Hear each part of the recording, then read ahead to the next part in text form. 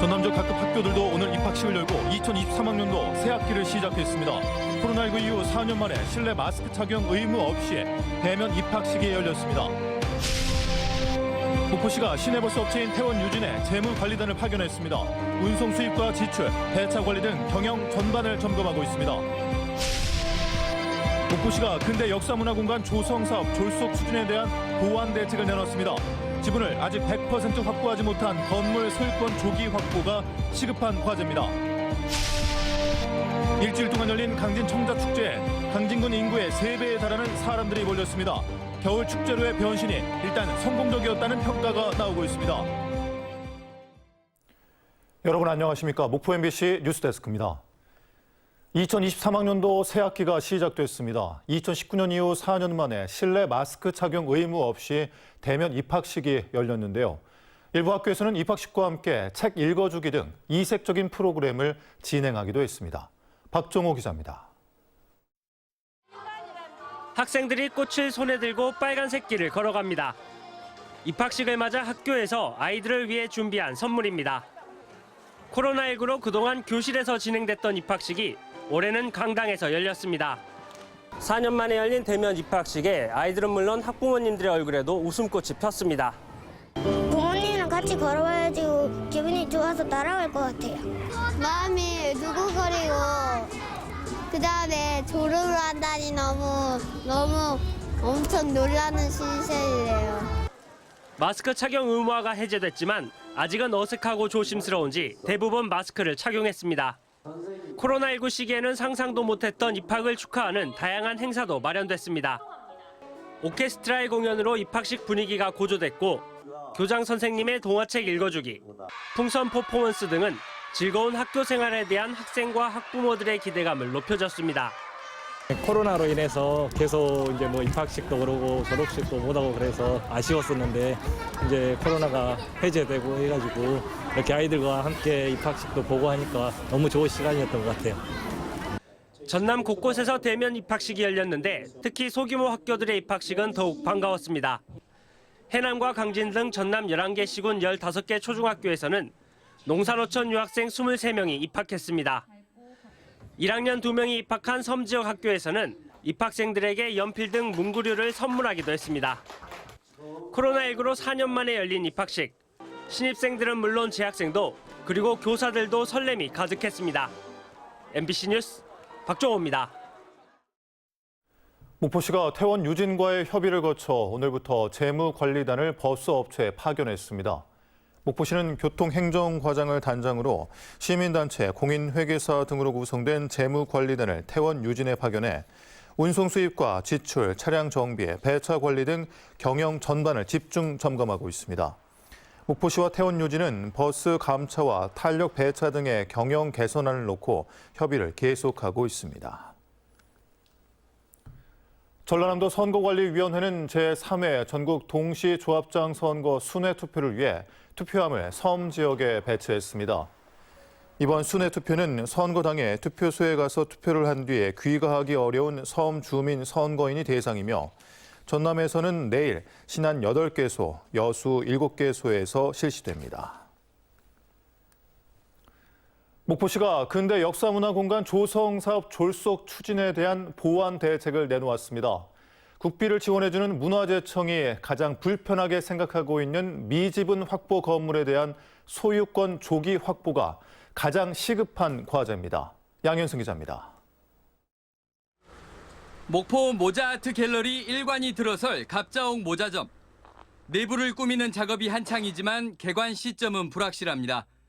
함께 문을 열어야 하는 인근 모자 갤러리 2관의 소유권이 제대로 확보되어 있지 않기 때문입니다. 부지 매입 잘못된 부분은 조속하게 시정돼야 되고 15분의 2 소유권도 빨리 매듭지어야 합니다. 소유자와의 협의가 원만하지 않을 경우 수용의 형태로 소유권을 확보하기로 대책을 세웠습니다. 국비를 교부하는 문화재청에서도 불편하게 생각하는 만큼 단기간에 모자 갤러리 개관을 위한 여건을 만들겠다고 목포시는 밝혔습니다. 사전에 위탁 운영자가 결정됐다는 소문에 휩싸였던 모자 갤러리는 목포시가 인력을 채용해 직접 운영하겠다는 방침을 재확인했습니다. 사유시설의 뒷마당이 될 우려가 큰 쉼터에는 공유지와 사유지의 경계에 울타리를 세워 공유지 사적 침범 논란을 해소할 계획입니다. 추후 이뤄질 골목길 정비와 건물 외관 정비, 야간 경관 조명 설치 등 경관 회복 사업은 주민들의 의견을 충분히 수렴하고 관광객용 공중 화장실 확충도 속도를 내겠다고 약속했습니다. MBC 뉴스 양현승입니다. 목포 근대 역사문화공간 조성 사업은 사업 예산이 많을 뿐 아니라 사업 성격적으로도 목포에서 가장 중요한 사업 가운데 하나입니다.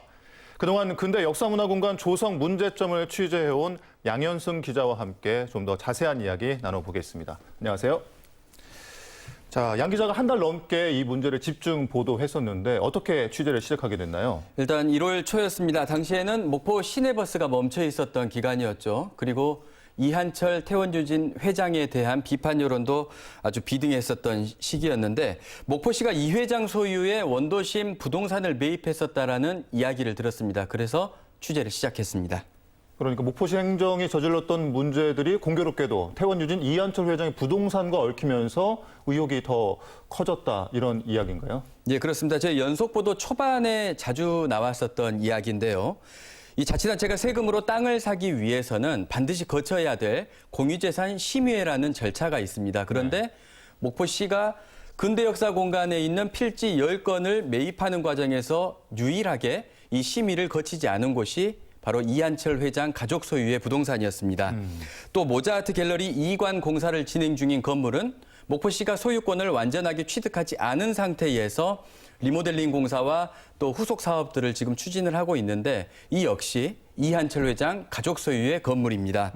그리고 또 유독 골목 깊은 곳에 있어서 대체 이 건물을 왜 샀느냐라고 하는 의문이 제기됐었던 아주 낡은 창고 건물이 있었는데 역시 이한철 회장 가족 소유의 건물이었습니다. 이렇게 여러 문제들이 목포시와 이한철 회장 간의 연관성을 지니고 있다 보니 뒷말은 더 커질 수밖에 없었던 것 같습니다. 네. 이 목포 근대 역사문화공간 조성 사업, 이게 목포시에서 지금 가장 중요한 사업이고 또 사업비도 많이 투입되고 있는데 취재하는 과정에서 좀 부담이 됐을 것 같은데요. 이 정도에서 조금 멈춰주면 어떻겠느냐라는 취지의 부탁을 많이 들었었는데 잘못이 있다면 바로 잡고 또 노력을 통해서 정부를 설득해서 사업을 제대로 마무리하는 건 역시 목포시가 감당해야 되는 부분이라고 저희는 판단을 했고요. 네. 또 무엇보다도 현재까지 190억 원이 투입됐다라고 하는데 목포 근대역사문화공간 원도심 어디에서 이 190억 원이 투입된 흔적을 찾아야 할지 사실 의문이거든요. 이 부분이 핵심적인 문제인 것 같습니다. 그럼 좀 더 구체적으로 들어가서 목포시 행정에서 어떤 부분이 좀 아쉬웠나요? 기획하는 사람이 따로 있고 건물 매입하는 사람 따로 있고 매입된 건물을 리모델링하는 사람 따로 있고 리모델링된 건물을 추후에 기념관이나 전시관 형태로 활용하는 사람 따로 있고 또 사태를 지금 현재처럼 네. 수습해야 될 사람 따로 있고 그리고 부서도 또 제각각이었고요. 이 책임져야 할 잘못들은 과거 전임자들에게 있으니까 현재 담당자들은 과거를 탓하고 있고요. 또 적극적으로 돌파구를 찾으려 하거나 어떤 대책들을 내놓는데 조금 소홀했다, 미흡하다라고 하는 그런 인상을 받았습니다. 네, 말씀하신 것처럼 목포시도 목포시지만 문화재청이나 전라남도도 그 책임에서 자유로울 수 없을 것 같은데요. 그렇습니다. 올해까지 목포 근대역사문화공간 예산이 190억 원입니다. 50%는 문화재청이 국비로 주고요. 20%를 전라남도가 도비로 지원을 하는데 이렇게 막대한 혈세를 지원하고도 사업은 현장에서 목포시가 스스로 해라, 알아서 해라, 목포시의 책임이다. 이렇게 이야기하는 것은 앞뒤가 맞지 않습니다. 아직 2년의 시간이 남아있는 만큼 그리고 또 국내에서 처음으로 추진되는 면단위 문화재 아니겠습니까? 그렇죠. 이 목포 근대역사문화공간 사업이 제자리를 찾을 수 있도록 개선책들을 하루빨리 내놓아야 될 것으로 보입니다. 네, 목포 근대 역사문화공간 조성 사업 앞으로 제대로 잘 추진이 되는지 지켜봐야 할 것 같습니다. 앞으로도 지속적으로 관심을 갖고 취재해 주시기 바랍니다. 지금까지 양현승 기자였습니다. 고맙습니다. 강진 청자축제가 처음으로 겨울에 개최됐는데요. 일주일 동안 열린 축제 기간 강진군 인구의 3배에 달하는 10만 6천여 명이 축제장을 다녀가 일단 성공적이었다는 평가가 나오고 있습니다. 김진선 기자입니다. 해마다 여름과 가을에 개최해왔던 강진 청자축제. 올해 처음 시도한 겨울축제로의 변신은 성공적이었습니다. 추운 날씨 속에서도 일주일 동안 축제장을 다녀간 관광객은 10만 6천여 명. 강진군 전체 인구의 3배가 넘는 역대 최대의 방문객 수를 기록했습니다. 청자축제 볼거리도 많고 여기 한우까지 세일해서 사서 너무너무 좋아요. 눈썰매와 불멍 캠프 등 가족 단위 관광객들을 겨냥한 체험 행사들이 큰 호응을 얻었고 화목가마 장작패기와 성형물레 등 청자축제의 정체성을 살린 다채로운 프로그램도 인기를 끌었습니다. 한우 할인 행사 등에 힘입어 농특산물과 먹거리타운 등 축제장 내 매출도 크게 늘었습니다. 하지만 아쉬운 점도 있었습니다. 청자축제지만 정작 청자 작가와 업체들의 참여가 줄면서 청자 판매액은 직전 대면 축제였던 지난 2019년 대비 34%가량 줄었습니다. 또 청자 전시장이 축제장과 분리돼 접근성이 떨어진 데다 쉼터 등 편의시설도 부족했습니다. 유료 체험 부스에 카드 결제가 안 돼서 그것도 관광객이 좀 불편해하셨던 것 같아요. 더욱더 보완해서 다음 축제 때는 더 알찬 축제로 준비를 해보겠습니다. 여러 가지 아쉬운 점도 있었지만 일단 겨울 축제로의 변신에 성공한 강진 청자축제. 코로나19로 축소됐던 지역 축제들이 속속 재개되는 가운데 이달부터 전남에서는 영암 왕인문화축제와 해남 땅끝 매화축제 등 다양한 봄축제가 이어집니다. MBC 뉴스 김진선입니다. 오늘 오전 10시 무안공항에서 전세기를 타고 베트남 달라스로 간 국내 여행객 200여 명이 현지 공항에 3시간 이상 발이 묶였습니다.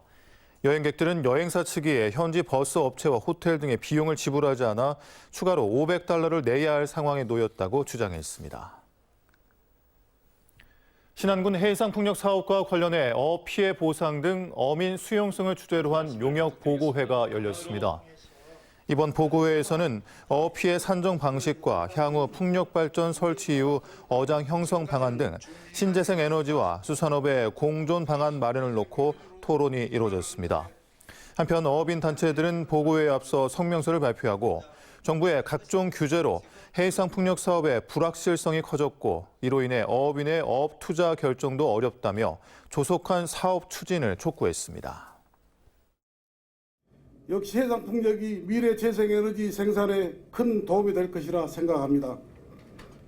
하지만 바다를 삶의 터전으로 삼는 우리 어민들에게 조업구역 축소는 생계가 걸려있는 가장 중요한 문제입니다. 어민들에게 충분한 보상 그리고 또 전업 대책 그런 것들도 세부적으로 우리 군에서 계획을 세워서 어민들과 서로 협력해서 충분한 그런 보상 계획들을 수립해 나갈 그런 계획이 있습니다.